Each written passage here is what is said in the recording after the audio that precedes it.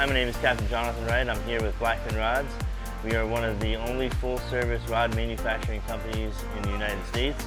We build all of our rods in-house from scratch using a variety of our materials. One of the biggest things for us is we've grown immensely since we began building rods in 1997. We've moved our facility from Stewart to Hobe Sound, and we're in a bigger facility, a completely climate-controlled environment. This is how the process starts. This is a pre-preg epoxy resonated e-glass. This is that first material here. We build all of our big game with this material. It's the most durable of the materials. It's what we've been using since the conception of the company, and it's our bread and butter. It's what we build all of our stock rods with. This next material is 100% carbon. We use this for our gaffs, our camera stick, lightweight, still has the durability. The third material you'll see here is a carbon composite material, very lightweight, super sensitive. We use this for our freshwater rods, our saltwater inshore rods. These are the newest in our lineup, and they really are fantastic. All right, we're here in our blank department. What you see on the wall here is our mandrels. These are 100% solid stainless steel. These are the lifeline of our product. They run about $300 to $400 a piece. We take our material, we roll our blanks on these. They come in a variety of different sizes and shapes. Again, here we're at our blank rolling table. We've got a inshore mandrel set up. Josh is going to slide this material over here. Each one of our rods has a specific tacking point. This tacking point is where the tip size is going to be located. Here he's lining the blank up to the mandrel. He's going to iron on the seam. Okay, here we are at our platen table. This platen table actually has finger keys. It's all air compressed. It'll conform to the taper of the blank. All of our blanks are tapered.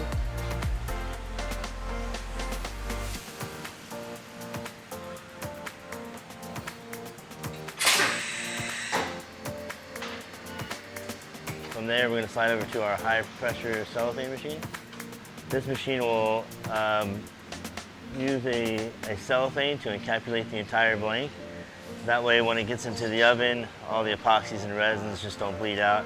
It allows the blanks to conform together and the material to give it its strength and structure. Here he's applying biscuit, so when the blanks come out of the oven, we have something that we can pop the blank off of the mandrel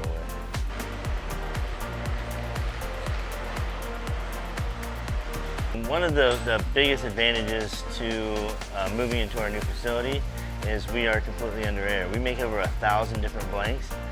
Now we have a lot more control over our blanks. So here we are in our assembly department. We have our finished inventory of all of our blanks. We try to stock some of our highest runners. That way when orders come in, we can just grab the blanks from inventory and begin the process. One thing that I want to mention, Blackfin has over 200 dealers. We can build anything from scratch. We can paint any rod, any color. The sky's the limit on the custom side. So here we are in the blank department. I'm here with Raul. We're going to teach you how we build a fishing rod. We've got our finished blank here. The first step of the process is to spline the rod. It's very important that we spline the rod properly. If the rod's not splined properly, when the fish takes off, it's going to want to twist and spin and try to find its backbone. And that causes a lot of breakage. So what he's going to do is he's going to, we have this mount here. It's going to put under pressure. As he's putting it under pressure, he's going to spin, and the blank is going to seat itself. And if you can see here, this has ball bearings in it. As he's spinning, it's going to want to find its center of gravity.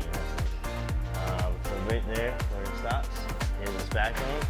He's going to apply a line that tells him and the wrappers, anybody who's touching this rod, where the backbone of this blank is. The next step of the process is we size the tip of the rod. We get our overall length. and then we make our cuts and we start our gluing process. Here we have our ferrule rods. These ferrules have already been glued. We've applied our adhesive for our grips, and now we're going to start sliding our grips. Once it's done soaking, he'll go ahead and slide it on down. Here we are at the third step of the assembly process. We're going to start our gluing process. We've already sized our tip. We've got our overall length. I'm here with Harold. He's going to show us how to glue a ferrule. It's very key that we get enough glue into the ferrule so that way it gets a good adhesion, and we don't have nearly any problems with our ferrules moving. This is a two-part glue. It takes about 4 to 6 hours to completely cure, and once it's cured, it's rock solid. Now, since these are ferrule rods, these rods have a groove in the bottom where they fit into the uni or store butt. We will have to line that ferrule up with the spline again. Everything is done by that backbone of the rod that we talked about earlier. Here we are, we're in the last process of the blank assembly. I'm here with Fred. We're going to apply the tip. It's essential that we get enough glue coverage inside the top. That way we don't have any moving tops. You don't want to be out there fighting the fish and have your tip start to creep on you. Again, all of our rods are completely, perfectly assembled. All right, here we are in the next step of our process. We are in the wrapping department. We've built our blanks. We've assembled all of our components. We found the backbone of our rod. Now we're here in the wrapping department where I like to say the magic happens. We have 6 very talented wrappers. This is where custom becomes custom. We do an array of different custom wraps to match your boat, to match your reels. And this is also where we start to apply the guides to our rods. Here we're going to apply the guides to our rods. We'll apply a piece of tape over our under wrap. That way it'll hold that guide ready. So we'll go ahead and tie our knot off there. Begin the over wrap process of applying the guides. If this is the cosmetic part of the rod build, things have to be precise. All right, here we are in the coating room. This is the second to the final step of our process. In the coating room, we use a 2-part epoxy. Here is the most crucial point of the process because once this 2-part epoxy is done, there's no taking it off. Okay, here we are in the final step of the process. This is quality control and shipping. I've got an array of rods. We do about 50 to 60 finished rods a day. Every one of our rods has got to be completely perfect. No epoxy on the grips, no buildup on the guides. We are a custom rod building company. We've been in business since 1997. We have the original daytime swordfish rod. We private label.